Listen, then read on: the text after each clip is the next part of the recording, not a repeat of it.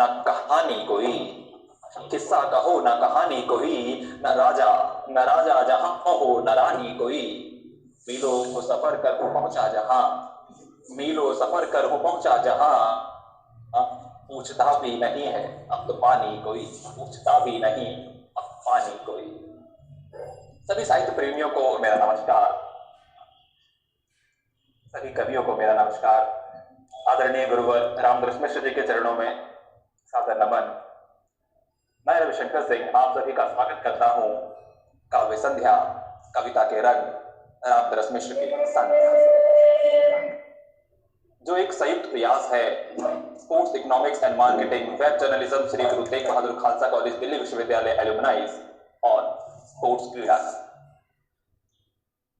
जिसका संचालन आज कर रहे हैं वेद मित्र शुक्ल जी, जो दिल्ली विश्वविद्यालय के राजधानी कॉलेज में हिंदी के प्राध्यापक हैं।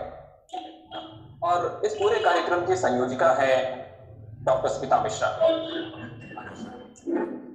कार्यक्रम की पतवार आज वेद मित्र शुक्ल जी वैसे भी दोहरी भूमिकाओं में है, संचालन भी उनके हाथों में है आज, और मंगल ध्वनि जो उनका विशेष होता है वो तो उनके हाथ में है ही। तो उनको मंगल ध्वनि और संचालन दोनों के लिए एक साथ आमंत्रित करने से पूर्व एक गजल के कुछ अशार आप सभी की नजर करता हूं कि सागर हजारों आंख में यूं ही चले आए, सागर हजारों आंख में यूं ही चले आए, दुश्मन जो हुआ था उस भाई से मिला दो, दुश्मन जो हुआ था उस भाई से मिला दो। मुझको तो सभी एक से लगते हैं आदमी, मुझको तो सभी एक से लगते हैं आदमी, हिंदू या मुसलमान सिख ईसाई से मिला दो। शख्सियत जो खड़ी की थी जमींदोज हो गई, शख्सियत जो खड़ी की थी जमींदोज हो गई। यह बयक जो अपनी सच्चाई से मिला दो, यह बयक जो अपनी सच्चाई से मिला दो। इन्हीं असारों के साथ मैं आज के संचालक और मंगल ध्वनि बांसुरी पर वेद मित्र शुक्ल जी को आमंत्रित करता हूँ। रविशंकर जी बहुत बहुत धन्यवाद। सारे आयोजक मंडल को बहुत बहुत धन्यवाद इस सुंदर काव्य संध्या के लिए। जैसा कि कार्यक्रम में लोक वाद्य यंत्र वंशी पर मंगल ध्वनि की बात कही गई है, तो एक बंदिश प्रस्तुत है राग बागेश्वरी में, एक छोटी सी बंदिश।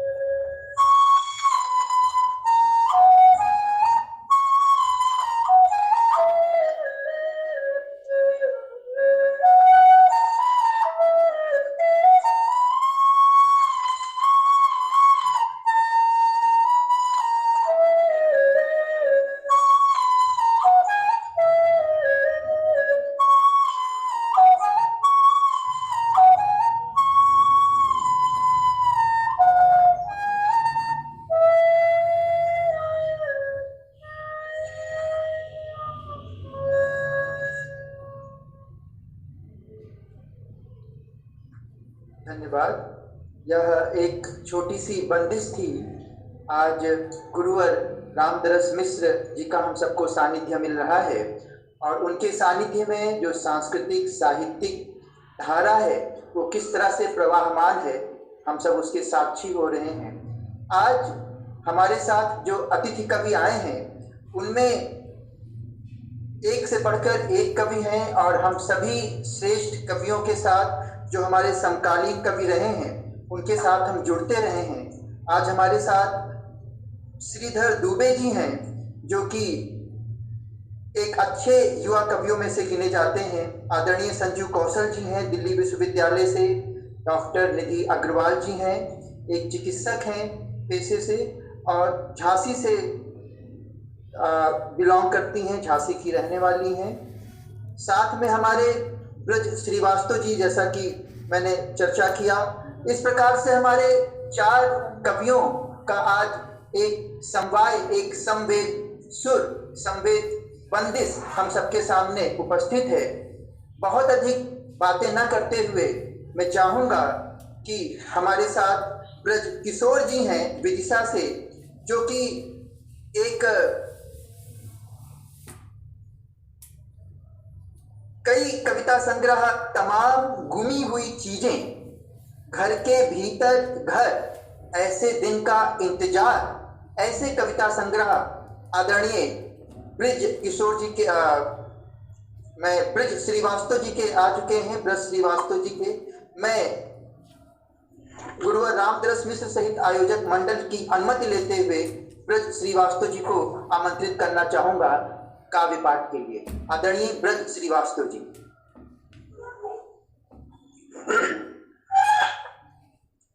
सभी को मेरा विशेष नमस्कार आदरणीय मेरे जो आज साथ में हैं, और प्रणाम रामदरस मिश्र सर को।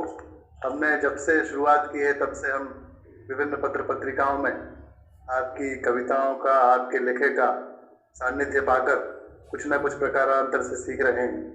एक बहुत बड़े गौरव को महसूस करते हुए आज हम इस आभासी माध्यम पर आपके साथ हैं। इस सानिध्य को गौरव महसूस करते हुए मैं कुछ अपनी कविताएं यहाँ प्रस्तुत करना चाहता हूँ। संचालक महोदय की बांसुरी वादन के बाद मेरा ये कविता पाठ पता नहीं कैसा होगा। इतने अच्छे सुर में और लय में राग बागेश्वरी में आपने जो बांसुरी वादन किया, वाकई हम लोग भूल गए थे कि इसके बाद कविता पाठ भी होना है। तो एक अच्छी शुरुआत मैं कोशिश करता हूँ कि मैं कुछ, जैसा आपने परिचय में बताया, आपने बीच में एक जगह मुझे किशोर भी बोला, लेकिन मुझे याद आया कि मैं किशोर थोड़े दिनों पहले तक था। सीधा मैं ब्रज श्रीवास्तव हूँ और अब मुखातिब हूँ आपसे। पहली कविता का शीर्षक है बच्चों की दुनिया में। बच्चों की दुनिया में मैरिज गार्डन के चौकीदार बन जाओ, मैरिज गार्डन के चौकीदार बन जाओ, रोजाना मस्त खाना भी खाओ, वेटर बन जाओ, बारात में गमले वाले बनने में भी खूब फायदा है, होटल पर कप प्लेट धोने का भी बढ़िया काम है, होटल पर कप प्लेट धोने का भी बढ़िया काम है, भीख मत मांगना यार, इससे अच्छा तो शनिचर को शनि का डोलचा घुमाओ और 200-250 कमाओ। भीख मत मांगना यार, इससे अच्छा तो शनिचर को शनि का डोलचा घुमाओ और 200-250 कमाओ।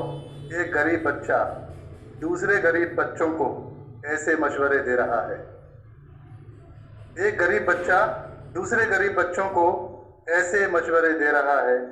अभी भी हो रहा है ये बच्चों की दुनिया में, अभी भी हो रहा है ये बच्चों की दुनिया में। ये एक कविता बाल दिवस के अवसर पर मुझे लगा कि इस रूप में भी हम अपनी चिंतन अपने साथियों के बीच प्रस्तुत कर सकते हैं। साथियों, एक कविता है मेरी, माँ की ढोलक। मैं इसको प्रस्तुत करता हूँ। माँ की ढोलक। ढोलक जब बजती है तो जरूर पहले वादक के मन में बजती होगी। ढोलक जब बजती है तो जरूर पहले वादक के मन में बजती होगी। किसी गीत के संग इस तरह चलती है ढोलक कि गीत का सहारा हो जाती है। जिसके पैरों में घुंघरू जैसी बंध जाती है ढोलक की थाप। किसी गीत के संग इस तरह चलती है ढोलक की गीत का सहारा हो जाती है। जिसके पैरों में घुंघरू जैसी बंध जाती है ढोलक की थाप। ऐसी थापों के लिए माँ बखूबी जानी जाती है।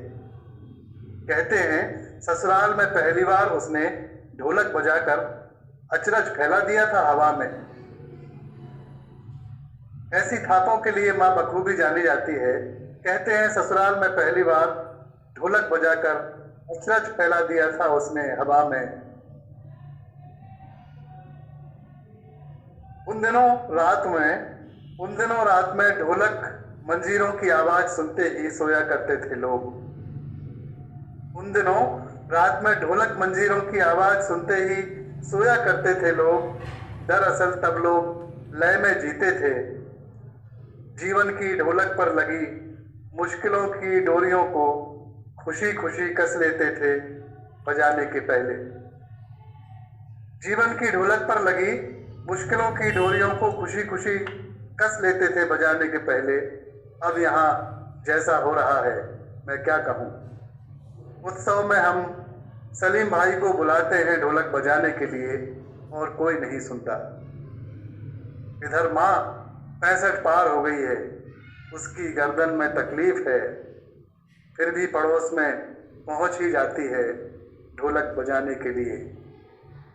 हम सुनते हैं मधुर गूंजें, थापें अपना जादू फैलाने लगती हैं।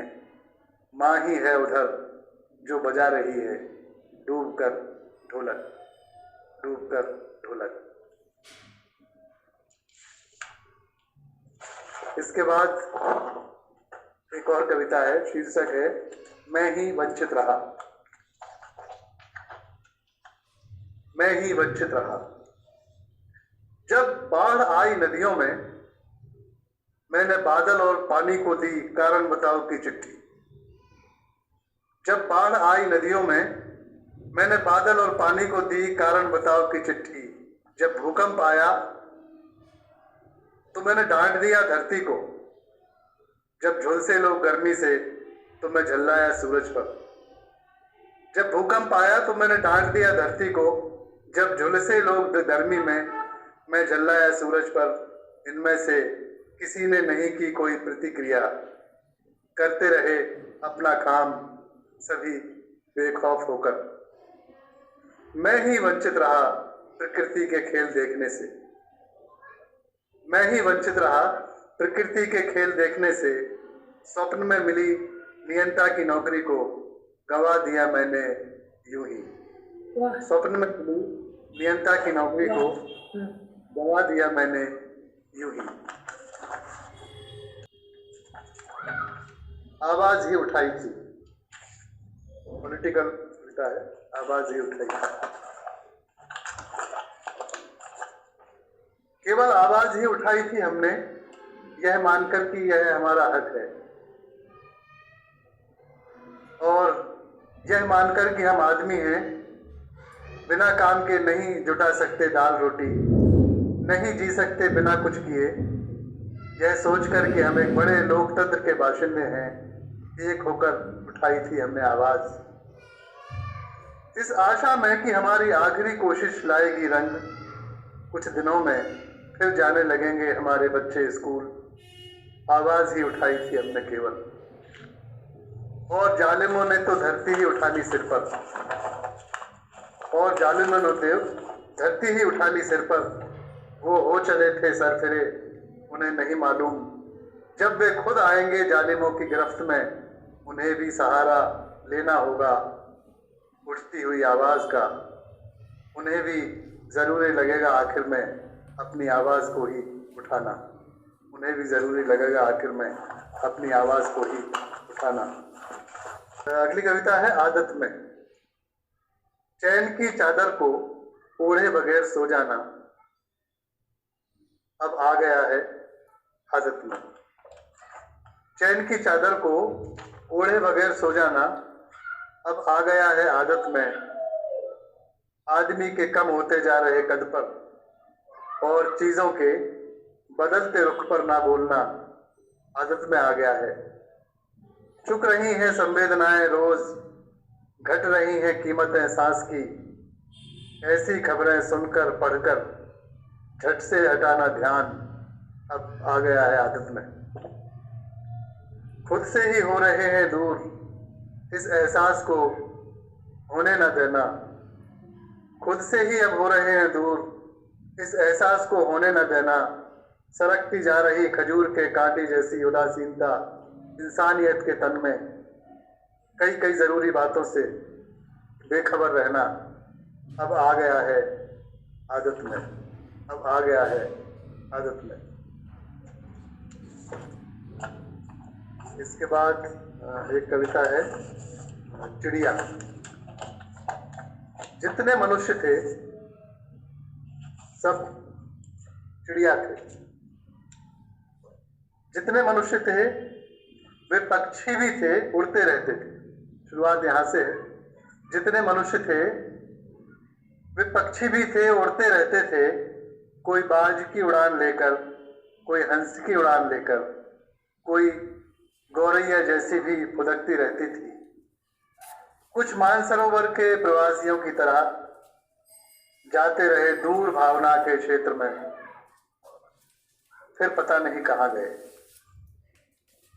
कोई सारस हुआ, कोई शुतुरमुर्ग और कोई बगुला होकर करता रहा भक्ति भक्ति। कोई कोयल होना चाहता रहा, वह मोर था जिसके पैर असुंदर थे पर खूबसूरती में अव्वल था। उसने एक बार नाचा था पर उड़ान नहीं भरी। मेरा एक मित्र तो कौवा था, वह जानता था अपनी सीमा। उसके भी कुछ मित्रों को अच्छा लगता था काला रंग।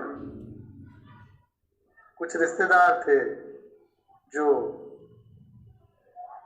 अपने नीड़ की चिंता में दुबले होते गए, वे भी पक्षी ही तो थे।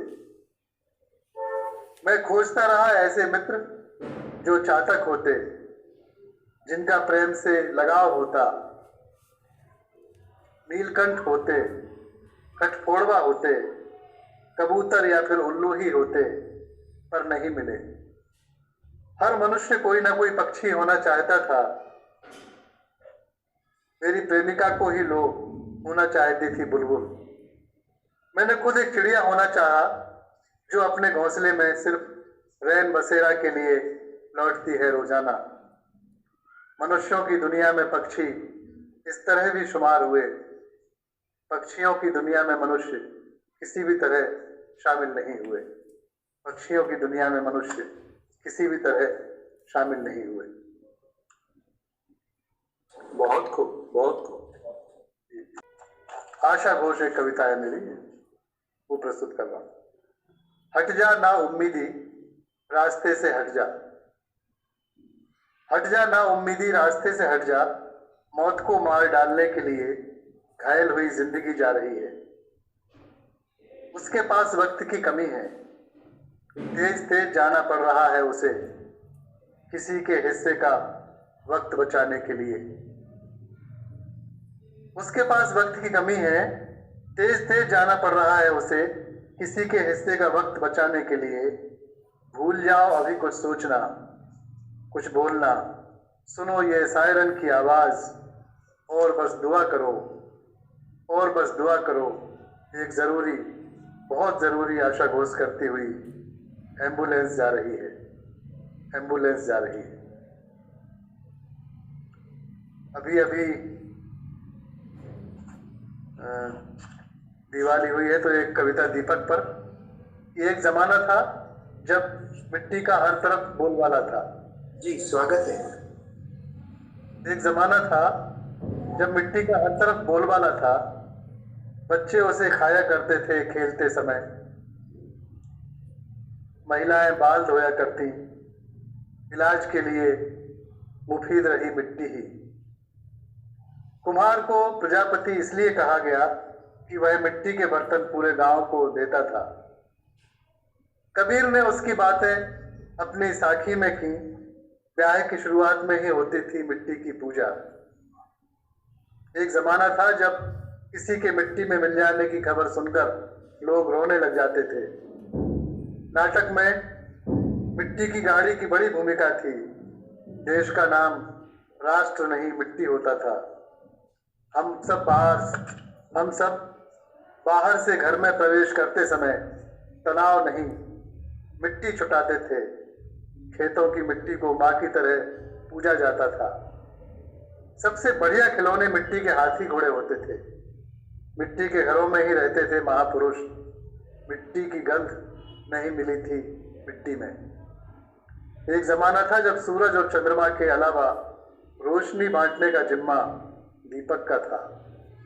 एक जमाना था जब सूरज और चंद्रमा के अलावा रोशनी बांटने का जिम्मा दीपक का था, जिसमें मौजूद मिट्टी कार्तिक की अमावस को बहुत उमंग में रहती थी। जिसमें मौजूद मिट्टी कार्तिक की अमावस को बहुत उमंग में रहती थी। और अब मैं शायद मुझे अब अंतिम कविता पाठ करना चाहिए। अंतिम कविता पढ़ रहा हूँ। जी, स्वागत है। या जैसा आपका समय हो। सभी साथियों का एक बार फिर अभिवादन। आप लोग ध्यान से सुन रहे हैं। मिथिलेश जी, निधि जी, संजीव भाई, श्रीधर जी, अनिल भाई और फिर से आदरणीय वेदमित्र जी और हम सबके गुरु आदरणीय श्री रामधरस मिश्र जी। पढ़िए। बधाई हो। धरती ने जब पौध उगाई, सूरज ने कहा बधाई हो। धरती ने जब पौध उगाई, सूरज ने कहा बधाई हो। नदी ने डुबा दिए किनारे, बादल ने कहा बधाई हो। आया शिशु आज धरती पर, जीवन ने कहा बधाई हो। उमगा प्रेम एक हृदय में, कुदरत ने कहा बधाई हो, बधाई हो।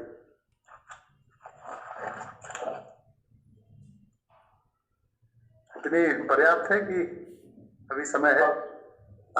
बहुत ही छोटी छोटी कविताएं और सच में देश का नाम राष्ट्र नहीं मिट्टी होता था। और उससे भी बड़ी बात आपने जहाँ बच्चों, आज सच में बाल दिवस है और हम सबको आपने बच्चों से जोड़ा, माँ की ढोलक से जोड़ा, मिट्टी से जोड़ा, चिड़िया से जोड़ा। और सच में आज मनुष्यों के संसार में चिड़िया का गुजर बसर नहीं है, लेकिन चिड़िया के संसार में हम सबका गुजर बसर है। बहुत ही संवेदनाओं से परिपूर्ण आपकी कविताएं रही, छोटी छोटी कविताएं। एक छोटी सी कविता और बिल्कुल सुनना चाहेंगे हम सभी। एक छोटी सी कविता। जी, स्वागत है, धन्यवाद। जी जी, एक छोटी कविता चुनता हूं मैं।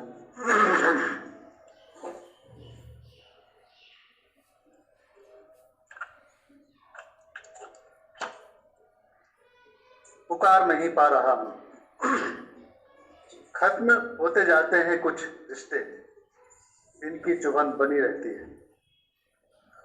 खत्म होते जाते हैं कुछ रिश्ते, इनकी चुभन बनी रहती है। ये जैसे ही आते हैं सामने, पीछे कर लेते हैं चेहरे। ये जैसे ही आते हैं सामने, पीछे कर लेते हैं चेहरे। मुलाकात की भावना को परवश छिपा लेते हैं। कुछ कड़वा याद करते हैं, किसी से कुछ नहीं कहते, और ध्यान कहीं और ले जाकर जैसे भूलने की कोशिश करते हैं। ये वो रिश्ते हैं एक दौर में जिनके बगैर कटते नहीं थे लम्हे, जो दौड़ दौड़ कर मदद करते थे परस्पर। जमाना भी इनकी मिसाल देने लगा था, पर पता नहीं क्या घटा इन लोगों के बीच कि अब बात नहीं करते आपस में वे, जो कभी छोटी छोटी खुशी और दुख के वक्त खड़े रहते थे साथ साथ, वे अब बड़े दुख में तक एक दूसरे से दूर हो गए हैं। जैसे कि हर रोग का बड़ा प्रतिशत मौजूद है दुनिया में, जैसे कि हर रोग का बड़ा प्रतिशत है मौजूद है दुनिया में, घनिष्ठ रिश्तों का रूखेपन में बदलने का भी प्रतिशत बढ़ता जा रहा है। जैसे कि हर रोग का बड़ा प्रतिशत मौजूद है दुनिया में, घनिष्ठ रिश्तों का रूखेपन में बदलने का भी प्रतिशत बढ़ता जा रहा है। दो चार रिश्ते तो ऐसे मेरे जीवन में भी हैं जिनकी इस वक्त बहुत याद आ रही है, पर मैं उन्हें पुकार नहीं पा रहा। बहुत बहुत धन्यवाद। पुकार नहीं पा रहा हूँ, और एक हम सब ने एक सच में एक अच्छी शुरुआत के साथ इस काव्य संध्या को प्रारंभ किया है। बहुत बहुत धन्यवाद, पुनः धन्यवाद। एक छोटी छोटी कविताओं के माध्यम से हम सब संवेदनाओं के संसार में प्रवेश कर चुके हैं। दूसरे कवि के रूप में हमारे साथ श्रीधर दुबे जी हैं, जो कि दिल्ली एनसीआर से हैं, लेकिन उनकी कविताओं में जो मैं जान पा रहा हूँ, गांव घर के सुघर बिंब आते हैं। युवा जो समकालीन युवा काव्य संसार है, युवा कवियों का संसार है, उनमें से एक है हमारे श्रीधर दुबे जी। मैं आयोजक मंडल की अनुमति से श्रीधर दुबे जी से आग्रह करूंगा कि वो आए और कुछ कविताएं हम सबके सामने प्रस्तुत करें। आदरणीय श्रीधर दुबे जी। बहुत बहुत धन्यवाद आप सभी का, और आप सबको मेरा पुनः प्रणाम हो। और मैं 3 कविताएं पढ़ूंगा, और ये कविताएं लगभग आप ही की कविताएं हैं, क्योंकि आपके लोगों को पढ़ के करके धीरे धीरे पढ़ा हुआ हूँ। और तो हमारे आदरणीय रामदास मिश्र जी के ही धूप, आम के पत्ते, डंडियाँ, ये सारी चीजें मिलेंगी उसमें भी। तो पहली कविता मेरी है पापा का कोट। मेरी आवाज स्पष्ट तो है ना? जी जी, स्पष्ट है, मुखर जी। पहली कविता है पापा का कोट। पापा का पुराना कोट कहीं गुम हो गया।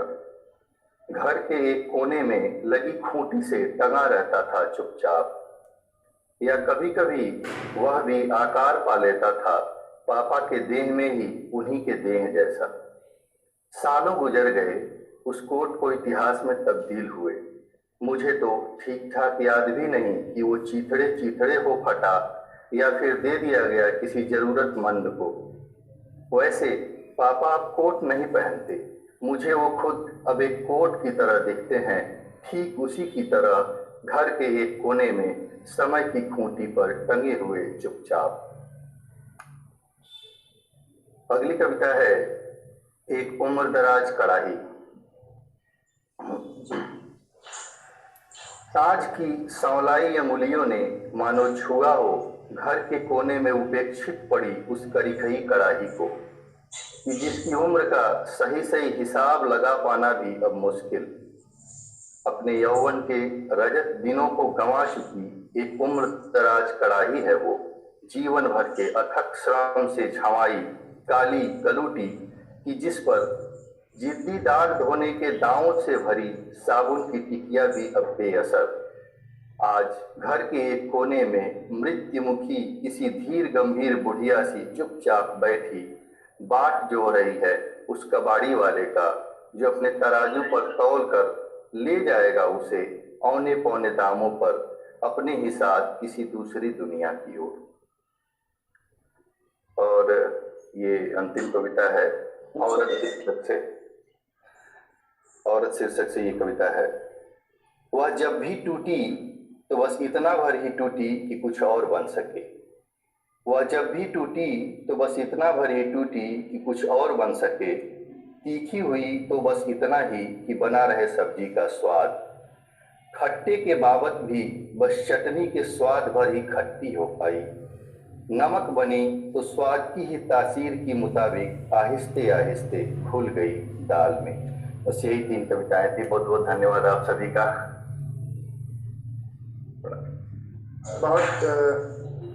बहुत बहुत धन्यवाद आदरणीय श्रीधर दुबे जी। सच में मार्मिक कविताएं, और मुझे गुरुवर रामदास मिश्र जी के आम के पत्ते कविता संग्रह याद आ गया। इसमें सच में अनेक छोटी छोटी वस्तुओं पर आपने कढ़ाई पर कविता जिस तरीके से सुनाई, तो सच में हम सब गुरुवर रामदास मिश्र जी को पढ़ते हुए बड़े हो रहे हैं और बहुत कुछ ऐसे बिंब हमारी कविताओं में आ ही जाते हैं। बहुत बहुत धन्यवाद श्रीधर दुबे जी। हमारे बीच में डॉक्टर निधि अग्रवाल जी हैं जो कि झांसी से हैं और पेशे से वो चिकित्सक हैं। अभी मैं पढ़ रहा था कि हमारे कितने ऐसे साहित्यकार हैं जो सीधे सीधे विज्ञान से जुड़े होते हैं। जयंत महापात्रा को मैं पढ़ रहा था, संजू जी हमारे साथ हैं, तो फिजिक्स के बहुत बड़े स्कॉलर जयंत महापात्रा और इंग्लिश और उड़िया में बहुत अच्छी कविताएं लिखते हैं। डॉक्टर निधि अग्रवाल जी एक चिकित्सक हैं, उन्होंने कहानियां लिखी हैं, उनकी कहानियां प्रकाशित हो चुकी हैं। सामाजिक संस्थाओं में उनका बहुत बढ़ चढ़ करके योगदान रहता है। डॉक्टर निधि अग्रवाल जी झांसी जो बुंदेलखंड का एक क्षेत्र है, बुंदेलों के हर बोलो हमने सुनी कहानी थी, और ऐसी कई कविताएं जहां से उपजती हैं वहां से डॉक्टर निधि अग्रवाल जी हमारे साथ हैं। मैं आमंत्रित करना चाहूंगा डॉक्टर निधि अग्रवाल जी को काव्य पाठ के लिए। डॉक्टर निधि अग्रवाल जी। जी शुक्रिया मित्र जी आमंत्रित करने के लिए मुझे। और जितनी मधुर आपने बांसुरी बजाई उतना ही मधुर आपका संचालन है। बहुत आनंद आ रहा है कार्यक्रम में। आदरणीय रामदास मिश्र जी को नमस्कार, मेरा प्रणाम। आदरणीय, आपको देखना, आपके उपस्थिति में कविता पढ़ना तो मेरा सौभाग्य है। मैं क्या बोलूँ कि बस मतलब अनुभूति ऐसी है कि मैं उसको शब्दों में बयान नहीं कर सकती। तो समय को देखते हुए मैं कविता पढ़ती हूँ। एक जो कविताएं मैंने सोची थी उनसे इतर एक कविता पढ़ रही हूँ क्योंकि बाल दिवस है। तो एक कविता मैंने अपनी बेटी को संबोधित करके लिखी है। सबसे पहले मैं उसी से शुरुआत करती हूँ।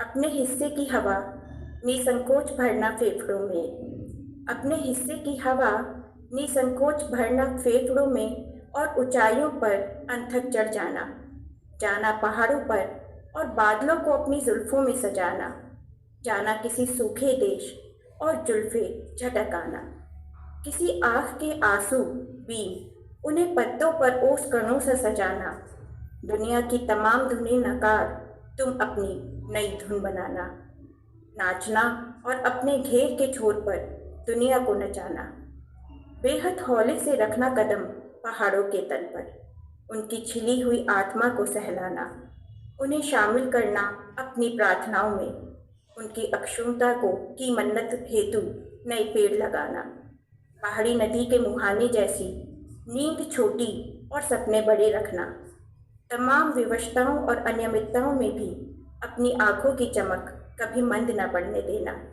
इन आँखों की चमक के स्पर्श से सांस लेने लगेंगे कई अंधियारे गलियारे, मेरी बच्ची इस जग को और हरा और सुंदर बनाना। एक ऐसी दुनिया जो हमें शायद अपने आगे की पीढ़ी को देनी चाहिए थी, हम लोग नहीं दे पाए हैं। तो ये आशा करती हूँ कि हमारी आने वाली पीढ़ी शायद इस पर्यावरण को बचाएगी। एक छोटी सी कविता पढ़ती हूँ जिसका शीर्षक है आस्था। कि जो मिट्टी लिपे मुख पर बरसा चुंबन की झड़ियाँ, जो मिट्टी लिपे मुख पर बरसा चुंबन की झड़ियाँ, आँखों से ले पोर भर काजल, माँ हो जाती है निश्चिंत शिशु मस्तक ठिठोना लगाकर। जो मिट्टी लिपे मुख पर बरसा चुंबन की झड़ियाँ, आँखों से ले पोर भर काजल, माँ हो जाती है निश्चिंत शिशु मस्तक ठिठोना लगाकर। जो विदा हो जाती है अलक्ष्मी, जो विदा हो जाती है अलक्ष्मी, घर दुकान के बाहर ही से द्वार चौखट पर लटके नींबू मिर्ची स्वागत में पाकर, वैसे ही तुमको चाहा संपूर्ण हृदय से, वैसे ही तुमको चाहा संपूर्ण हृदय से, मैंने भी मान लिया कि लहराता है तुम्हारे दिल में भी मेरे लिए मुझसा ही अधीर स्नेह का एक असीम सागर। और आपने जिक्र किया कि मैं बुंदेलखंड से हूँ, तो हमारे यहाँ बहुत टेसू और सेमल के पेड़ हैं यहाँ पर, और जब वो झड़ते हैं जिस मौसम में तो बहुत ही खूबसूरत सारे रास्ते हो जाते हैं। उन्हीं पगडंडियों पर, उन्हीं अपने बुंदेलखंड के रास्तों पर कहती हूँ। बिखरे हैं देखो कितने विलग हुए तन से, बिखरे हैं देखो कितने विलग हुए तन से, मन के अरुणिम गुबार, कर बद करते मनुहार, प्रिय पगडंडिया नाबुहार। प्रिय के स्वागत को आतुर, तज निसंगता बितरागी मन ने, पहने शाल मली के हार, प्रिय पगडंडिया नाबुहार। पत्रहीन टेसु को देखो, दे दिए फागने, अग्नि पुष्प गुच्छ उपहार, सुन दग्ध हृदय की पुकार, प्रिय पगडंडिया नाबुहार। बदल गाथ धानी पल्लव का, बोगनविलिया ने सजा दिए, द्वार द्वार तोरणहार, कर रवि कर्णों से श्रृंगार, प्रिय पगडंडिया नाबुहार। कड़वे नीम पर आई मृदु धवल फूलों की बहार, कड़वे नीम पर आई मृदु धवल फूलों की बहार, पा स्पर्श मदिर हवा का, झरझर झरते कुछ देहरी के भीतर, कुछ आंगन के पार, प्रिय पगडंडिया नाबुहार। शुक्रिया। एक कविता मैं पढ़ना चाहूँगी, थोड़ा सा कविताओं का मूड चेंज करते हुए। शीर्षक है घर से भागी बेटियाँ। इसलिए कविता पढ़ती हूँ क्योंकि ये विषय मेरे मन के बहुत करीब है। और तो ये कोई भी लड़की भागती है तो शायद एक हमारे समाज का ऐसा माहौल है कि हम अपने बच्चों को शायद ये संदेश देना चाहते हैं, या कहीं ना कहीं हमारी समाज की ऐसी मानसिकता है कि हम चाहते हैं कि अगर वो भागी है तो उसका कुछ बुरा ही हो, कि हमारे बच्चों को सबक मिले या आसपास के सबक मिले। तो समाज की उस मानसिकता पर कहती हूँ कि घर से भागी हुई बेटियाँ घर से बाद में भागती हैं, घर से भागी हुई बेटियाँ घर से बाद में भागती हैं, उससे बहुत पहले वह भाग चुकी होती हैं अपने आप से। अपने आप के से भागने की प्रक्रिया, अपने आप से भागने की प्रक्रिया अनचिन्ही रह जाती है, किंतु दूसरा भागना होता है अप्रत्याशित। चकित उठ बैठता है घर बार, पड़ोसी, रिश्तेदार और साथ ही पूरा शहर। घर से भागी हुई लड़की पहले घर से निराश होती है और बाद में निराश होती है अपने द्वारा ढूंढी आस से। उसके पास नहीं होता कोई कंधा सिर रख अपना दुख कह लेने का। घर से भागी लड़की हर मोड़ पर तलाशती है नहीं, लेकिन छलता है उसे हर रास्ता और छोड़ आता है उसे कभी किसी विषाद की नदी के किनारे, या झोंक देता है आत्मग्लानि के दावानल में। घर से भागी लड़की के शव की शिनाख्त नहीं होती। घर वाले कहते हैं वह मर चुकी थी हमारे लिए बहुत पहले। मरे हुओं की मौत बार बार नहीं होती, लेकिन मरने से पहले हर पल में 100 बार मरती है घर से भागी लड़की। घर से भागी लड़की की आंखें मरने के बाद भी खुली रहती हैं किसी अपने के इंतजार में।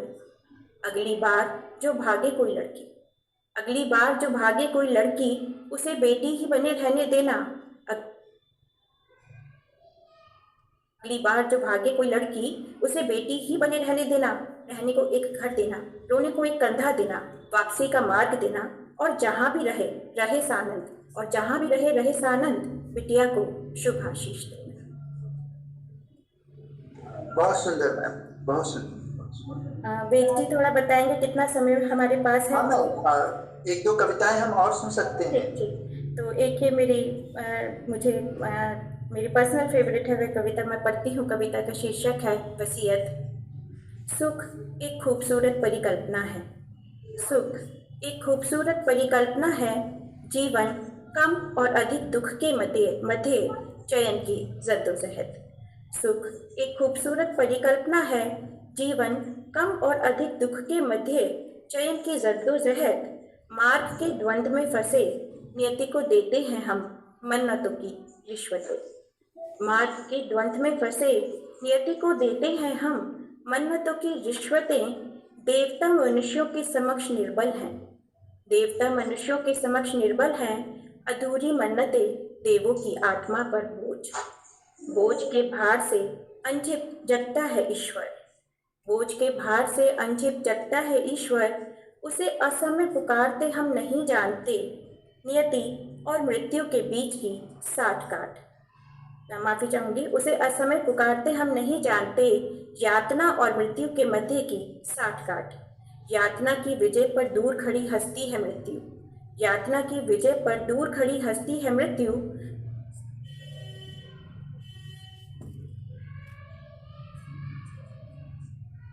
तमाम वसीयत। एक आखिरी कविता पढ़ती हूँ। कविता का शीर्षक है अतालता की कविता, जिसमें कि कोई ताल ना हो। अतालता की कविता।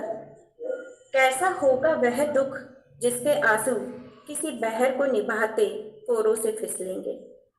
कैसा होगा वह दुख जिसके आंसू किसी बहर को निभाते कोरों से फिसलेंगे। कौन सा होगा वह सुख जहाँ खिलखिलाहट के प्रथम चरण की 11वीं गूंज लघु हो जाएगी।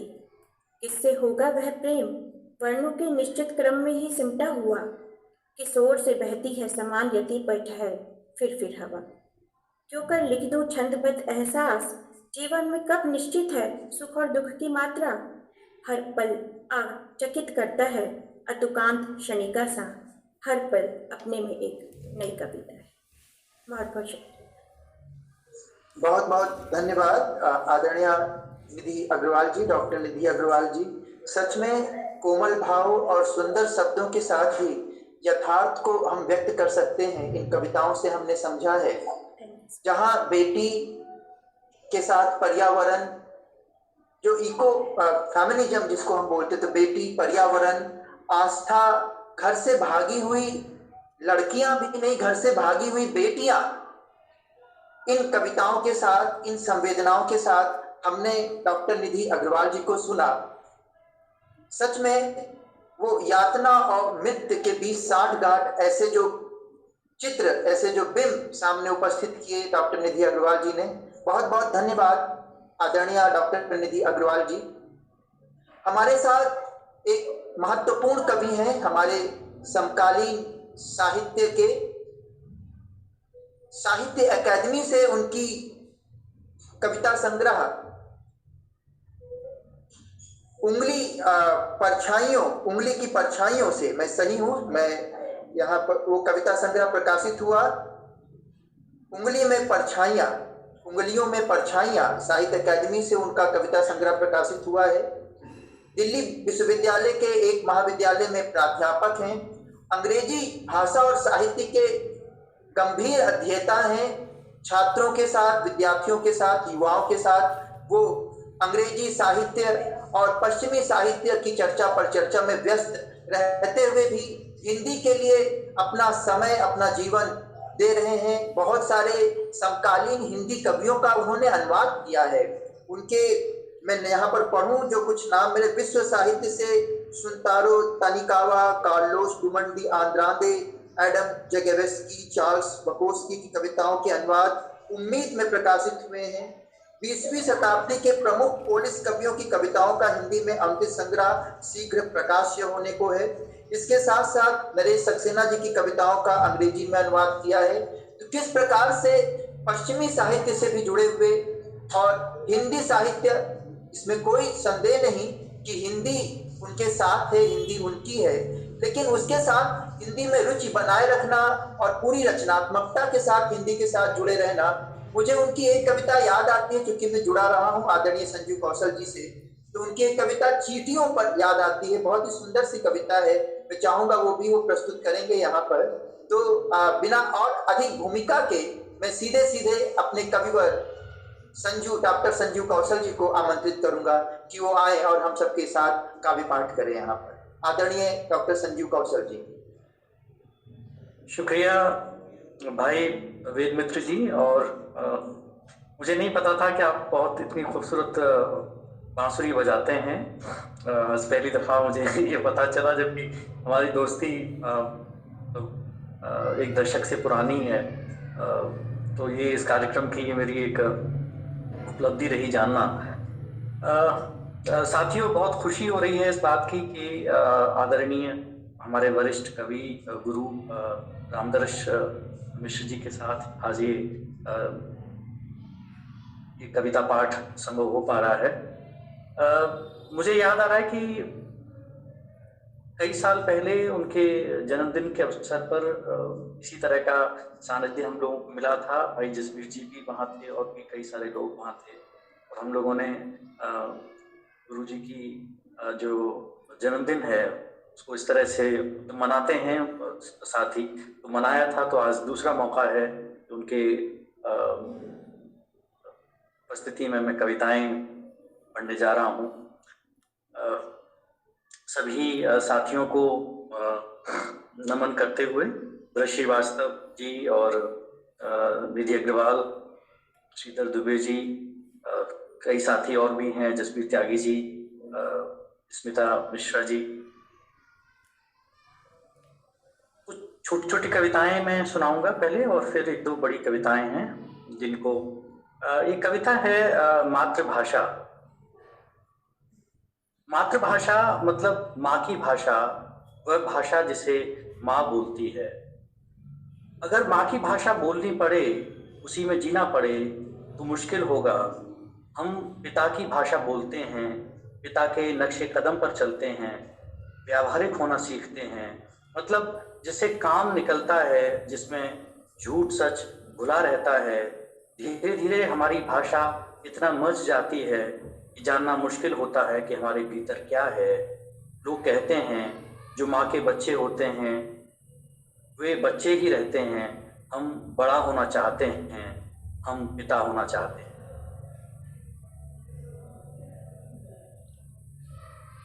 एक कविता है, इसका शीर्षक है बातें। स्वागत है। काम से लौटी सहेलियां बर्तनों सी खनक रही हैं, काम से लौटी सहेलियां बर्तनों सी खनक रही हैं। 15-16 की उम्र अचरज से भरी होती है, जितना कहती हैं कहीं ज्यादा दांतों से पीस देती हैं। हर इशारा महकती आंखों में भींच लेती हैं। सुनाई देता है बस अरे वो ऐसा है, अरे वो वैसा है।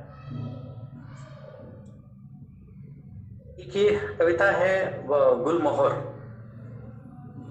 तपती धरती पर खिल गया है गुलमोहर, हरी हरी पत्तियों में उग आया है जैसे ज्वालामुखी। शीतल होकर दूर दूर से आए हैं परिंदे, रंगों की दावत पे शाखों से लटकी हैं चिड़ियाँ जैसे तुम्हारी चुन्नी के फुंदे। चिड़ियाँ बोलती हैं तो तुम्हारे होने की आहट होती है। अब ये कविता है शीर्षासन। स्वागत है। इन दिनों शांत है मन, इन दिनों शांत है मन, पत्थर की मूर्ति की तरह अचल और अटल। इन दिनों भूखे गिद्ध और बाज उतरते हैं मेरे सर पर और उठाकर ले जाते हैं मासूम बच्चों को कि घबराई सी भागती हैं माएँ पीछा करती हुई कि उड़े चले जाते हैं शिकारी आसमानों की तरफ और चूं चूं करते बच्चों के पंखों से टूट टूट कर गिरती हैं उड़ाने सिसकियाँ भरती हुई। और गढ़ा हुआ हूँ मैं इसी शासन में, सर को जमीन में धसाए आंखों से निहारता, पैरों सिमटा आकाश और उड़े चले जा रहे हैं झुंड के झुंड गिद्धों के खिलखिलाते हुए। एक ये कविता है भाई जसबीर त्यागी हैं, उनको ये प्रिय है कविता, तो जसबीर जी को याद करते हुए ये कविता मैं सुना रहा हूँ। भगत सिंह। जेलर लिखता है फांसी विधिवत हुई, कोई गलती नहीं हुई, सब योजना के मुताबिक हुआ। जेलर लिखता है फांसी विधिवत हुई, कोई गलती नहीं हुई, सब योजना के मुताबिक चला। फांसी के 1 घंटे तक शरीर वहीं झूलता रहा, उतारा नहीं गया जब तक डॉक्टर ने थप्पा नहीं लगा दिया। डॉक्टर जितना देख सकता था उसने देखा, भगत सिंह जिंदा हैं ये डॉक्टर नहीं देख सका, डॉक्टर सिर्फ शरीर देख रहा था। और एक ये कविता है मजदूरी की पाठशाला। स्वागत है। त्योहार आते हैं तो सुबह से ही चमकने लगती हैं छोटे छोटे बच्चों की आवाज़ें। त्योहार आते हैं तो सुबह से ही चमकने लगती हैं छोटे छोटे बच्चों की आवाज़ें। कच्चे सुरों से बजने लगती हैं बूढ़ी गलियों की किवाड़ें। पत्ती ले लो पत्ती, फूल माला ले लो फूल माला, पत्ती ले लो पत्ती, फूल माला ले लो फूल माला। गेंदे के पीले रंग पीले चेहरों पर धूप से खिल जाते हैं। थेरीज गिनते छोटे छोटे हाथ अदृश्य मालाओं में गुंथ जाते हैं। त्योहार आते हैं तो बच्चे मजदूरी सीख जाते हैं, 10-20 रुपए उनका बचपन छीन ले जाते हैं। मजदूर बनने की यह पहली स्टेज है, इंटर्नशिप इन लेबर। पहले उनकी झिझक छीनी जाती है, फिर हंसी, फिर मासूमियत, फिर जो भी है वह सब। रोजी रोटी की मायावी भूल भुलैया में उतार दिया जाता है उन्हें, बाहर जाने के जहाँ रास्ते ही नहीं, वे जीवन भर वहीं छटपटाते रहते हैं। पहले आवाज़ लगाना सीखते हैं, फिर भाव करना, फिर गिड़गिड़ाना, और गिड़गिड़ाने के बाद कितना बचता है आदमी। चक्की के पाटों से बांध दिए जाते हैं उनके पाँव, उनकी कच्ची आँखें नहीं देख पाती, दानों सा पिस्ता रेत होता बचपन। वे नहीं जान पाते कि एक दिन फूलों की तरह तराजुओं पर तुल जाएंगे उनके सारे रंग, त्योहारों पर लटकी फूल मालाओं की तरह चौखटों पर ही सूख जाएगा सारा जीवन।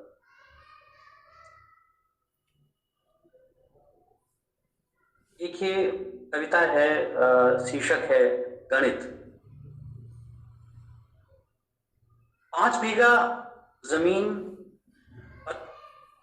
जमीन 50 लाख की बिक सकती है, मगर वह बेचता नहीं। जाड़ों में हड्डियां गलाता है, गर्मियों में उन्हें तपा लेता है, बारिश में अमृत की तरह पीता है, मिट्टी में बिखेर देता है। जोतना, बोना, सींचना, काटना, बेचना सब करता है, फिर भी मजदूरी तक नहीं निकलती। किसी सूदखोर के आगे हाथ फैलाना पड़ता है। कभी कभी खुद पर तरस खा और किसी पेड़ से झूल जाता है। वहीं किराए की दुकान में बैठा पंसारी कोई लाख रुपए का माल भर खड़े पर बैठे बैठे ही 5 साल में किराएदार से मालिक बन जाता है। 1 लाख से 5 लाख की कमाई कैसे होती है और 50 लाख झटक कर 1 लाख में कैसे बधिया हो जाता है, बाजार का यह गणित किसान कभी नहीं समझ पाता। वेद जी और एक कविता हम सब सुन रहे हैं, कृपया सुनाते रहिए सर। 2-3 कविताएं और सुनाएं। जी जी जी। एक कविता है कबूतर। मस्जिद से उड़ उड़ कर मंदिर के कमूरों पर बैठ रहे हैं कबूतर। मस्जिद से उड़ उड़ कर मंदिर के कमूरों पर बैठ रहे हैं कबूतर। अपने पंखों में नमाज की आयतें भर बिखेर रहे हैं उन्हें भजनों के छंदों पर। मंदिर की घंटियों से घंटों बतियाते हैं और भजनों के बोलों से मस्जिद की सफ़ेद दीवारें रंग आते हैं। 21वीं सदी में भी इन्हें मंदिर मस्जिद का फर्क नहीं आता। बेवकूफ़ों को नमाज और भजन दोनों एक लगते हैं। कभी मस्जिद पर कभी मंदिर पर अपनी गुटरुगू करते रहते हैं। कोई इन्हें रोको, भगाओ, मारो, कमबख्त धर्मों को भ्रष्ट किए देते हैं। एक ये कविता है, क्योंकि हम लोग यहाँ कई लोग शिक्षक हैं और गुरुजी जो हैं वो एक लंबा जीवन मतलब शिक्षक तो शिक्षक ही रहता है हमेशा। तो एक ये परीक्षा कक्ष जो हम सभी लोगों के जीवन में है, शिक्षक होने के नाते एक विशेष महत्व भी रखता है। तो इस परीक्षा कक्ष पे, एग्जामिनेशन रूम, इस पे एक कविता है, परीक्षा कक्ष। सवालों से खामोश हैं कुछ बच्चे, सवालों से खामोश हैं कुछ बच्चे, कुछ जवाबों से नाराज, कुछ को कांटों सी चुभ रही हैं घड़ी की सुइयां, कुछ को कांटों सी चुभ रही हैं घड़ी की सुइयां, कुछ के हाथों से मेंढक की तरह फिसल रहा है वक्त। किसी का वक्त छिपकली सा चढ़ गया है दीवार पर और टकटकी बांधे घूर रहा है उसे। उत्तर पुस्तिका में ही गिर गया है किसी का उत्तर, वह हैरान है, नजरों से मछली की तरह खींच रहा है उसे। कुछ दार्शनिक हो गए हैं जैसे कि पेड़, कुछ दार्शनिक हो गए हैं जैसे कि पेड़, पत्तियों की तरह फड़फड़ा रहे हैं कुछ इस अनहोनी आंधी में। आज सब सबके दोस्त हैं, आज सब सबके दोस्त हैं, मदद की जरा सी उम्मीद से चमक उठते हैं बेरंग चेहरे, गर्दनें उचककर कहीं भी पहुंच जाती हैं। आंखों ने ले लिया है कानों का काम, आवाज नहीं होठों के हिलने से ही सुन ली जाती है बात। इशारे टहल रहे हैं जैसे सुबह की सैर पर निकले हुए पड़ोसी, इशारे टहल रहे हैं जैसे सुबह की सैर पर निकले हुए पड़ोसी कागजों पर सरपट दौड़ रहा है ज्ञान। किसी को प्यास लगती है, किसी की प्यास अटक गई है हलक में, किसी को पानी तक नहीं पच रहा है आज। न जाने कितने जवाब उठते हैं और तोड़ देते हैं दम। यमराज सा खड़ा है शिक्षक, आंखें गड़ाए हुए है। शुक्रिया। बहुत अच्छा यमराज सर। क्या कुछ और सुनाऊं मैं अभी? हाँ, वो एक चीटियां वाली क्या होगी आपके आसपास? उससे हाँ नहीं, है मेरे पास है, मैंने सुन रखा है तो जी जी कृपया सुनाएं। बहुत शुक्रिया। ये कविता है माएँ होती हैं चींटियां।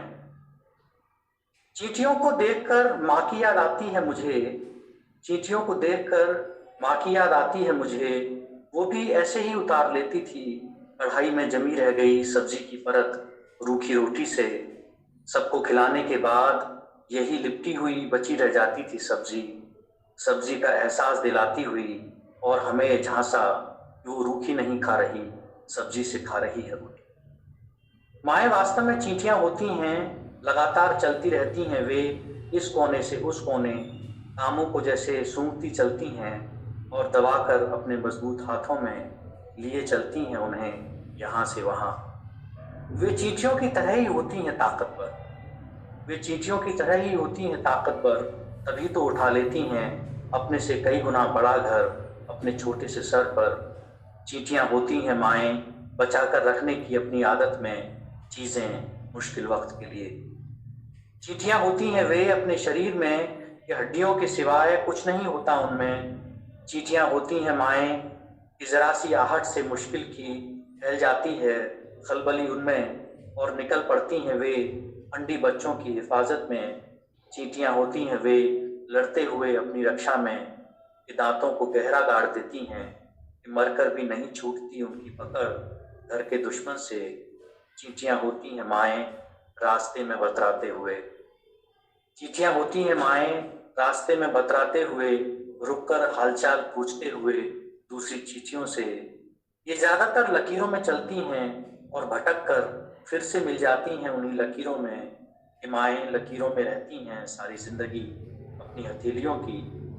चींटियों को मरते नहीं देखा है मैंने, और ना ही देख पाते हैं हम माँओं को मरते हुए, दिन रात खपते हुए ईंधन सी घर भट्टी में। माएँ होती हैं चींटियां कि जाने अनजाने उछल दी जाती हैं बेखबर पैरों से चींटियों की तरह। शुक्रिया मित्र, और बहुत बहुत धन्यवाद आदरणीय संजीव कौशल जी। अभी मैं पढ़ रहा था, जैसी टिप्पणियां आ रही थी कि जीवन से जुड़ी कविताएं या जीवन को बारीकी से देखा है। सच में जीवन से जुड़ी कविताएं तो हैं, लेकिन मैं आप सबसे साझा करना चाहूंगा कि हम आज जिस काव्य संध्या में हैं, कविता के रंग प्रोफेसर रामदरस मिश्र के संग हम कवियों से, उनकी कविताओं से परिचय प्राप्त करते हैं और उनकी कविताओं को परख रहे होते हैं, जीवन को परख रहे होते हैं, अपने जीवन को। जब संजीव कौशल जी को हम पढ़ते हैं, उनसे परिचय प्राप्त करते हैं, तो जीवन से जुड़ी हुई कविताएं ही नहीं, बल्कि जब वो कभी कभी बहुत अधिक भावुकता के क्षणों में जाते हैं तो उनकी कविताएं भगत सिंह जैसी कविताओं पर, भगत सिंह जैसे विषयों पर कविताएं होती हैं। उनकी कविताएं कई आंदोलनों से जुड़ जाती हैं, पोस्टर कविताएं मैंने सुनी हैं। कुल मिलाकर के कविताएं अपने समय और परिवेश को लिख रही होती हैं, अपने समय और परिवेश से जुड़ रही होती हैं, उनकी संवेदनाओं को, उनसे जुड़ी संवेदनाओं को अभिव्यक्ति दे रही होती हैं। हमारे साथ गुरुवर प्रोफेसर रामदरस मिश्र जी हैं। कितने ही कविता संग्रह उनके आ चुके हैं, कितने ही कहानी संग्रह उनके आ चुके हैं, आलोचना की कितनी किताबें उनकी हैं। वो उनको मैं उनके बारे में पढ़ूं तो शायद एक पूरी गोष्ठी ही उनका जो बायोडाटा हम सब देखते हैं उसके साथ बीत जाए। उससे भी बड़ी बात कि सतत रचनाशीलता, 90 पार की अवस्था में भी उनकी रचनाशीलता और कवियों के साथ रहना, उनसे जुड़े रहना और उसी को अपनी ऊर्जा का स्रोत मानना। ऐसे ही हमारे गुरुवर डॉक्टर रामदरस मिश्र जी, वो हमारे साथ हैं। हम सबको आदरणीय विशेष रूप से हमारे जो अतिथि कवि रहे ब्रज श्रीवास्तव जी, डॉक्टर निधि अग्रवाल जी, श्रीधर दुबे जी, आदरणीय संजीव कौशल जी, हम सबको उनका सानिध्य मिल रहा है।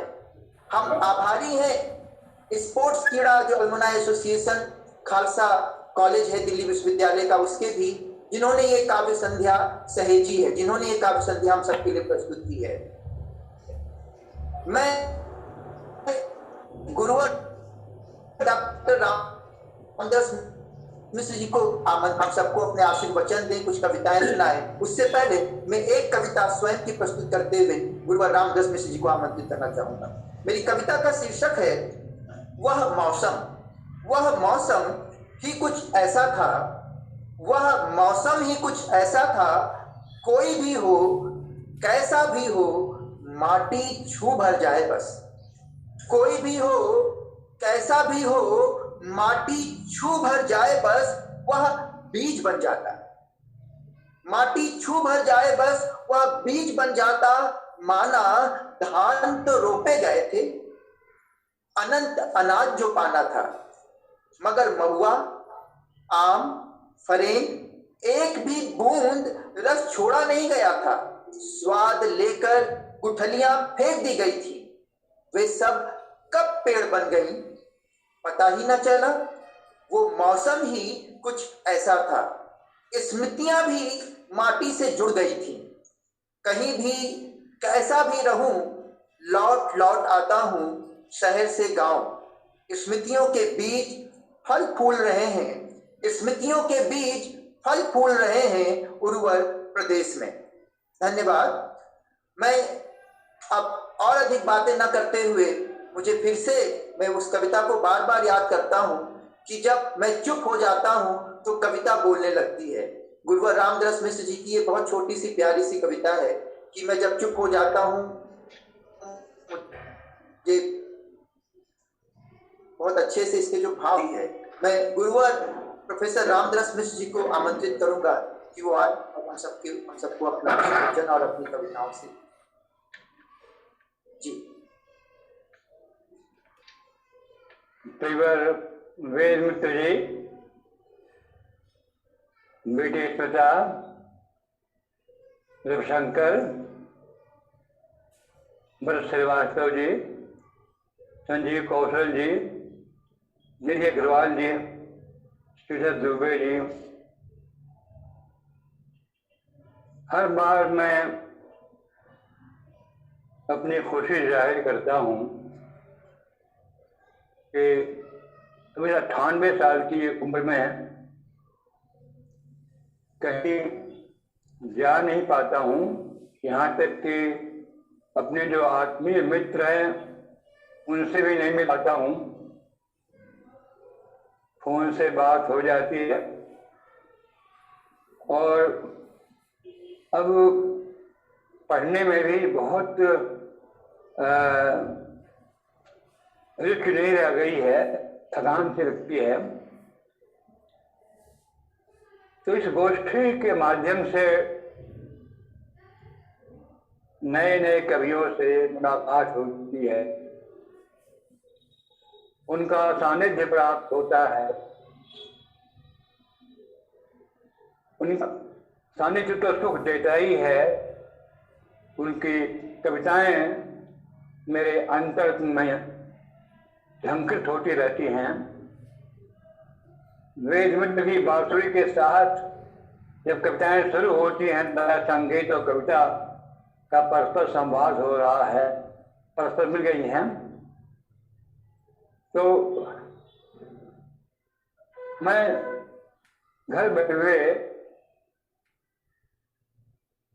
आज जो लिखा जाए उसका आस्वाद लेता हूँ और उससे परिचय भी मिलता है। थोड़ी सी मेरी कठिनाई ये है कि अब ये 98 वर्षीय कान जो हैं बहुत तीव्रता से चीज़ों को पकड़ नहीं पाते हैं। आवाज़ सुनता हूँ, कविताओं का आत्मा है वो मेरे भीतर तो समाती रहती है। ये चाहता हूँ कि पूरी कविताएं मैं आप जो 5 एक एक अक्षर पकड़ूं, संभव नहीं पाता है, लेकिन ये लगता है कि कविताएं क्या कह रही हैं। तो अच्छा लगता है कि हर बार अनुभव में आज जो लिखा जा रहा है बहुत अच्छा जा रहा है। आप लोगों ने सुन करके खुशी इस बात की होती है कि सबका अपनापन है, उन जैसा नहीं है, अपने जैसा है। दिक्कत तब होती है जब कोई किसी जैसा दिखता है, कुछ पाने के लिए, स्वाद पाने के लिए या कुछ पाने के लिए अपनी राह छोड़ करके दूसरी राह पकड़ है। तो मुझे लगता है कि अब मैं अनुभव कर रहा हूँ, जो कुछ होता है वही जा रही है, उनका मन है, उनकी अपनी अनुभूतियां हैं, दृष्टियां हैं, अपनी शैलियां हैं।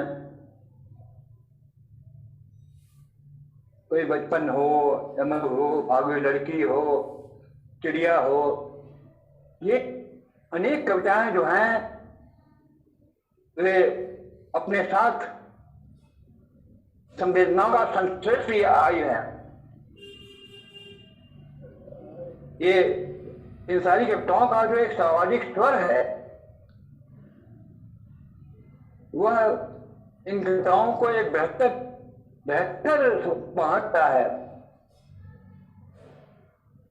पहले मैं जानता हूं कि बहुत सी कविताएं ऐसी लिखी गई हैं जिनमें लेखक खुद ही है, यानी उसमें जो उसका अपना मन है, लोकमन नहीं है। लेकिन इन कविताओं में लोकमन है। जैसे कोई भी हो, आप चारों कवियों कविताओं को सुनते हुए मैं बहुत भीग रहा था। जितना भी समझ पाया, जितना भी सुन पाया, उससे मैं भीग रहा था। तो मैं बहुत आभार आप लोगों का अब बधाई देता हूँ, धन्यवाद देता हूँ कि आप लोगों ने इतनी अच्छी कविताएं दी। और मुझे पता नहीं क्यों बहुत थोड़ा पढ़ा हुए ने, वो और पढ़ना चाहिए था। बहरहाल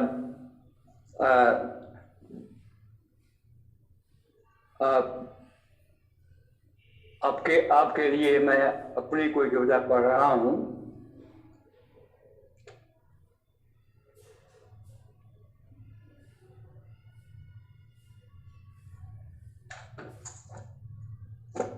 हाँ भैया,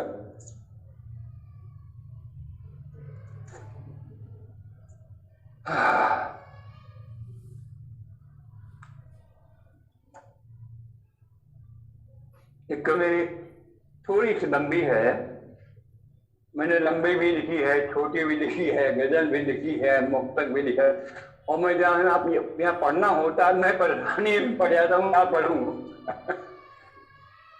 आदमी अकेला है,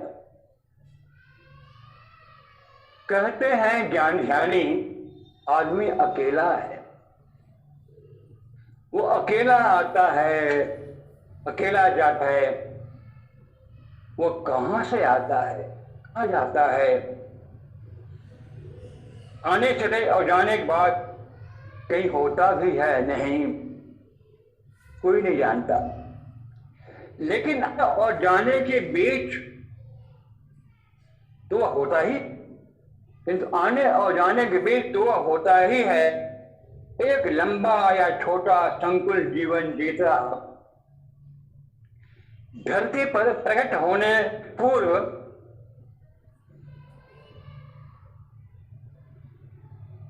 माँ की मोटी सा रूप में ढलता है। प्रकट होने से पूर्व माँ की सीपी को मोटी सा रूप में ढलता है। उसके मीठे सपनों की उष्मा में प्यार सा पलता, उसे मिलता है माँ के पयोधरों में पयोधि जीवन रस, आंखों से झरती ममता छाया।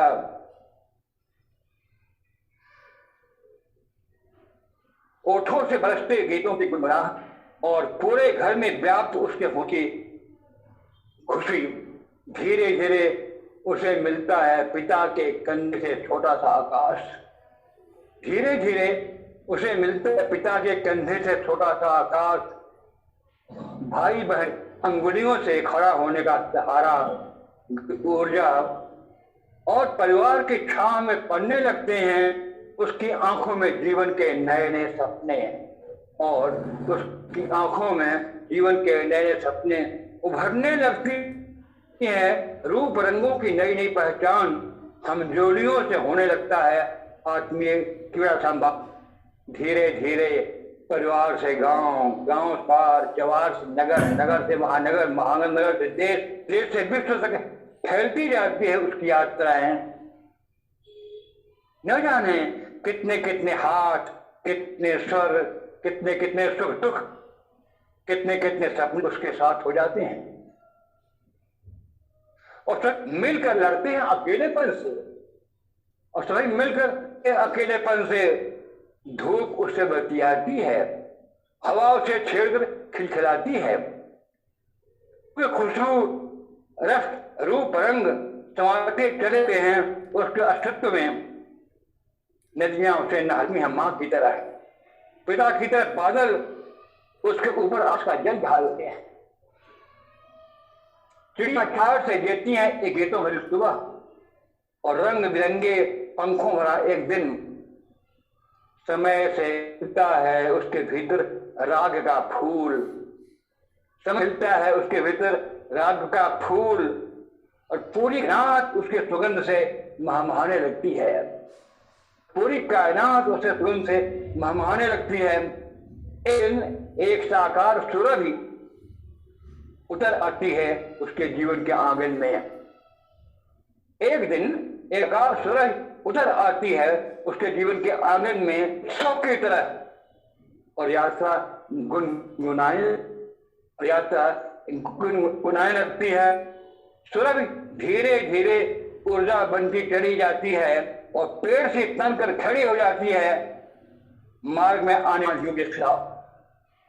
फिर न जाने के पल आते हैं रोते हुए, गाते हुए, गिरते हुए, हंसते हुए, झगड़ते हुए और जीवन का वृक्ष कितने कितने संवेदनाओं से लद जाता है और जीवन का वृक्ष कितने कितने वेदनाओं के फूलों से लद जाता है। कितने कितने पारस्परिक चिंताओं के दिए चाहते हैं संकट के अंधियारे में। कितनी कितनी पारस्परिक चिंताओं के लिए जलते रहते हैं संकट के अंधियारे में। और जब आदमी यहाँ से जाता है तो अनंत साहचर्यों के दगा होता है। और जब आदमी यहाँ से जाता है तब अनंत साहचर्यों के सुख दुख से दगा होता है। कौन जानता है कि वो यहाँ से कहीं और जाता है या नहीं, और कौन जानता है कि वो यहाँ से कहीं जाता है या नहीं। जी बहुत सुंदर।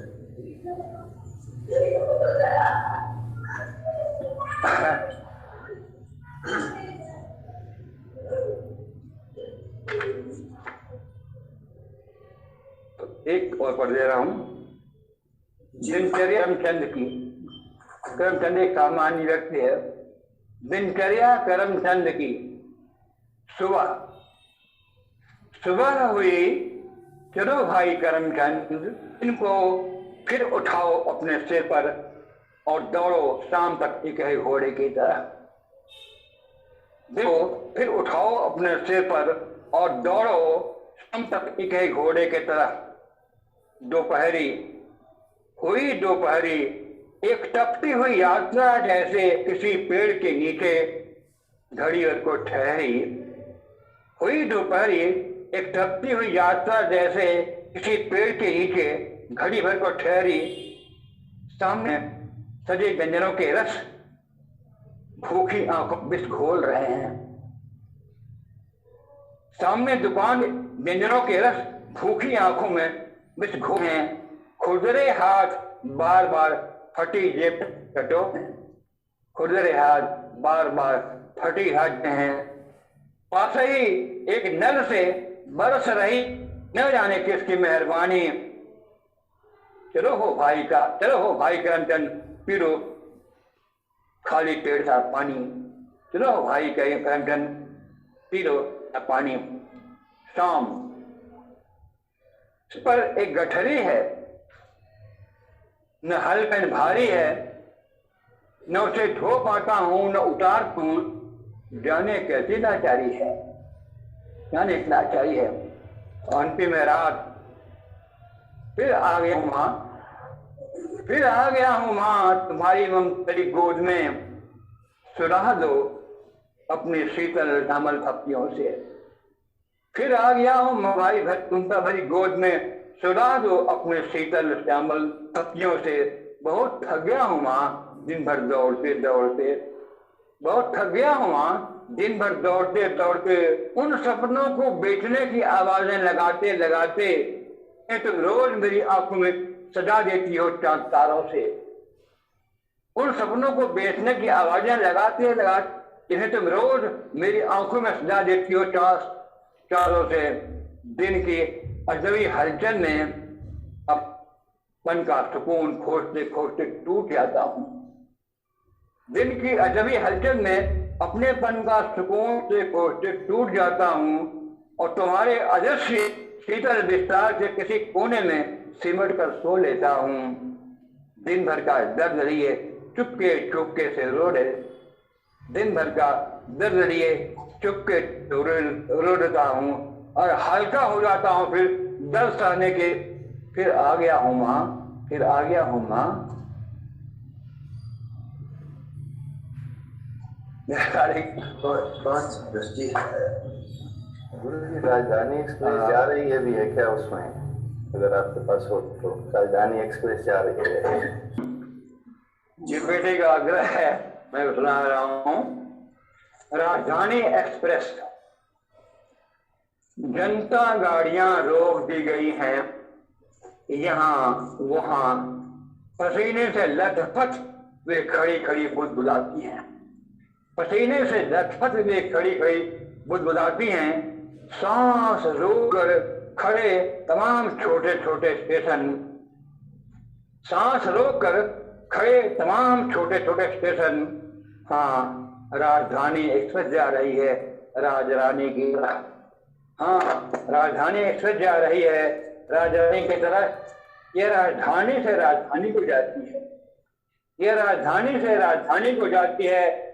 उन तमाम व्यसनों को निर्ममता से कुचलती हुई यहाँ छोटी छोटी देहाती गठरियाँ, यहाँ छोटी छोटी देहाती गठरियाँ अपने अनंत सुख दुख बांधे हुए किसी देसी गाड़ी के इंतजार में पड़ी होती हैं। यह राजधानी से राजधानी को जाती है उन तमाम स्टेशनों को निर्ममता से कुचलती हुई, जहाँ छोटे छोटे देहाती गठरियाँ अपने अनंत सुख दुख बांधे हुए किसी देसी गाड़ी के इंतजार में पड़ी होती हैं। राजधानी एक्सप्रेस जा रही है। दो राजधानियों के बीच में, दो राजधानियों के अनंत विस्तार में फैले खेतों, खलिहानों, जंगलों, मैदानों, नदियों, पहाड़ों, बरसातों, गर्मों, ज्वारों से होती हुई, उनके बीच अपनी दहशत भरी आवाज होती हुई राजधानी एक्सप्रेस जा रही है। अपने राजधानी एक्सप्रेस जा रही है अपने अपारदर्शी शीशों के भीतर अपने को बंद किए और देश की फिजा में नहा रही है। राजधानी फिजा।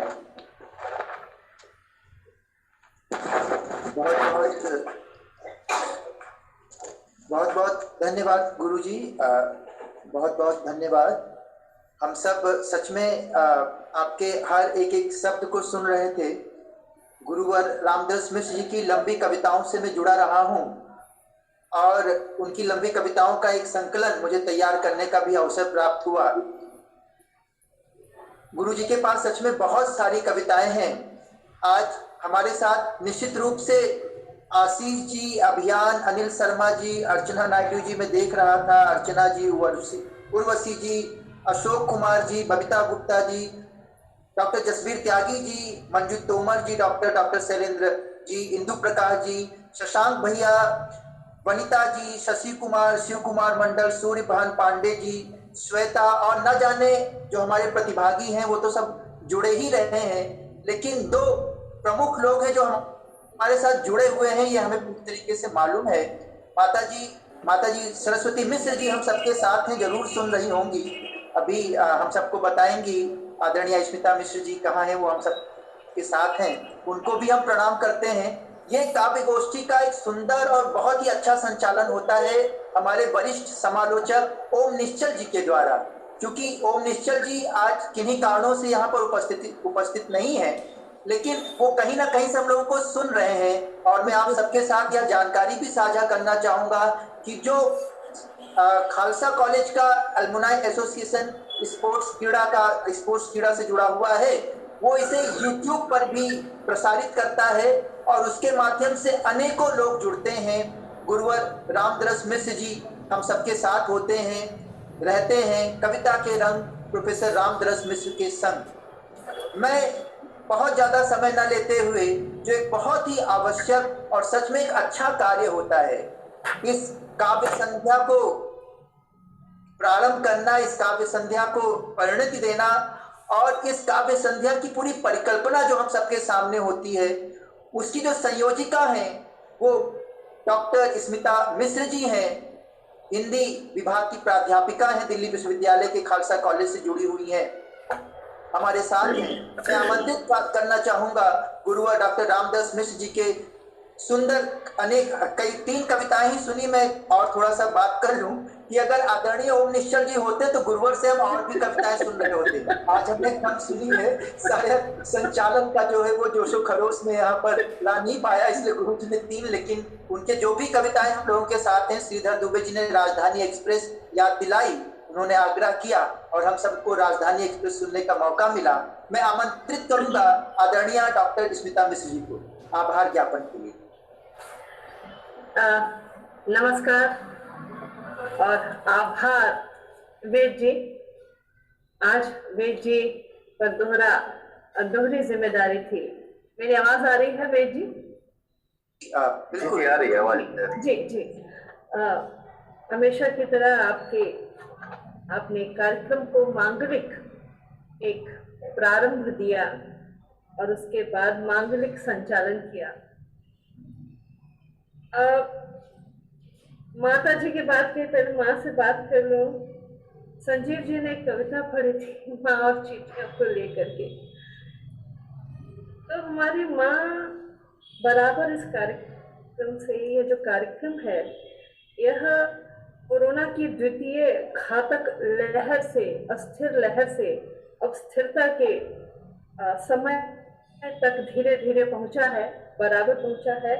और हर कार्यक्रम में पिताजी के साथ माँ बैठी रहती हैं, लेकिन पिछले 2 हफ्तों से, बल्कि 3 हफ्तों से माँ में टाइफाइड से गुजर रही हैं। लेकिन अब बहुत संकट के समय से भी हम गुजरे, लेकिन उसके बावजूद रविवार को 5:30 बजे कानों से उनके लीड नहीं हटी, आप यकीन मानिए। और जब वे इस कार्यक्रम से गुजरती हैं, उनका चेहरा प्रफुल्लित हो जाता है और हम भी आशान्वित हो जाते हैं कि ये 2 घंटा मेरी माँ जो है वो ठीक से रहेंगी। तो वे आज भी सामने मेरे बिस्तर पे लेटी हुई हैं और वहाँ से मुझे देख रही हैं। जी, आज के हमारे जो कवि रहे ब्रज श्रीवास्तव जी, श्रीधर दुबे जी, निधि अग्रवाल जी और संजीव कौशल जी। संजीव कौशल जी ने जैसे कहा कि हम सब बहुत अध्यापक हैं, तो कहीं ना कहीं अध्यापकीय जो मेरा है वो भी कर्म में हावी हो जाता है थोड़ा सा, क्योंकि मेरे विद्यार्थी भी जुड़ते हैं और ये YouTube में हमारे विद्यार्थियों के अध्यापन के लिए भी मैं प्रयोग करती हूँ। तो एक श्रोता होने की हैसियत से, एक अध्यापक होने की हैसियत से मैं इस कार्यक्रम से बहुत लाभान्वित होती हूँ। ब्रज श्रीवास्तव जी की जो कविता है, मिट्टी, जड़ों और लोक से दूर होते जाने की जो पीड़ा आपकी कविता में स्वर पाती है, और जीवन से जो सहज संगीत लय है वो जो गायब होता जा रहा है, प्रकृति के नियंता होने का भ्रम मनुष्य जो पाले हुए है वो उसके आत्महंता स्वरूप की ओर उसको प्रवृत्त करता है। और आवाज उठाने की जरूरत, जिंदा रहने की जरूरत है, जिंदा रहने, बचे रहने की जरूरत है। बहुत खूबसूरत अभिव्यक्ति ब्रज जी की। श्रीधर दुबे जी ने, जैसे पापा ने कहा कि बहुत कम कविताएं सुनाई, लेकिन मुझे लगता है श्रीधर दुबे जी का जो एक पूरा व्यक्तित्व बड़ा एक अनुशासित और एक बड़ा प्रबंधित व्यक्तित्व है, क्योंकि उन्होंने पहले से तय कर लिया था कि मैं 3 कविताएं सुनाऊंगा। तो वो 3 कविताएं ही आपने सुनाई। और घर गृहस्थी के भीतर से पापा की कविताओं के बहुत सारे जो स्मृतियां हैं वो मुझे झलक आती है जब वो कढ़ाई की बात करते हैं, और जो घर गृहस्थी के भीतर से ही जीवन के जो मर्म स्पर्शी बिंब हैं उनके माध्यम से आप कविता कह रहे हैं। और श्रमशील सार्थक व्यक्ति कैसे समय के प्रहार से निरर्थक होता जाता है, पुराना कोट और खूंटी के बिंब के माध्यम से आप एक आम व्यक्ति के जीवन में खर्च होते जाने के गहरे दर्द को अपनी इस कविता में कहते हैं। निधि जी चूंकि विज्ञान से, जैसा आपने बताया, विज्ञान से आती हैं, अपने हिस्से के हवा फेफड़ों में निसंकोच भरना कितने सारे अर्थ व्यंजित कर जाता है। हवा को निसंकोच भरना, लेकिन अपने हिस्से की, दूसरे के हिस्से की नहीं। ये जो पर्यावरण के ऊपर केंद्रित जो कविता है वो अद्भुत है।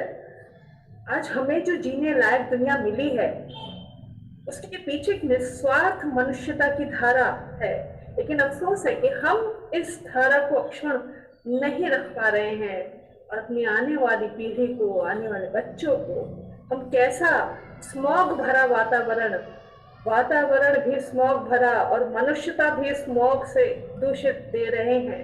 ये दर्द आपकी कविताओं में दिखता है। घर से भागी हुई बेटियों की पीड़ा सचमुच एक नई मानवीय दृष्टि से आपने देखा। आप की जो संवेदनापूर्ण दृष्टि है ये उसकी परिचायक है। संजीव कौशल जी को मैं बहुत पढ़ती रही हूँ, सुनती रही हूँ। धर्म की संकीर्णता पर आपका जो व्यंग है, ये जो तकलीफ है कि जो धर्म की उदात्तता है वो समाप्त होती जा रही है, धर्म में जो परोपकारी भाव है वो समाप्त होता जा रहा है, और जो तेरा मेरा या उसका जो हिंसक रूप है वो कबूतर के माध्यम से आप कह रहे हैं। चींटियां होती हैं माएँ कि हम उन्हें कमतर समझते हैं, लेकिन वह कमतर होते हुए भी दुनिया की सबसे ताकतवर जीव होती हैं, यह हम जानते हैं अपनी माओ के माध्यम से।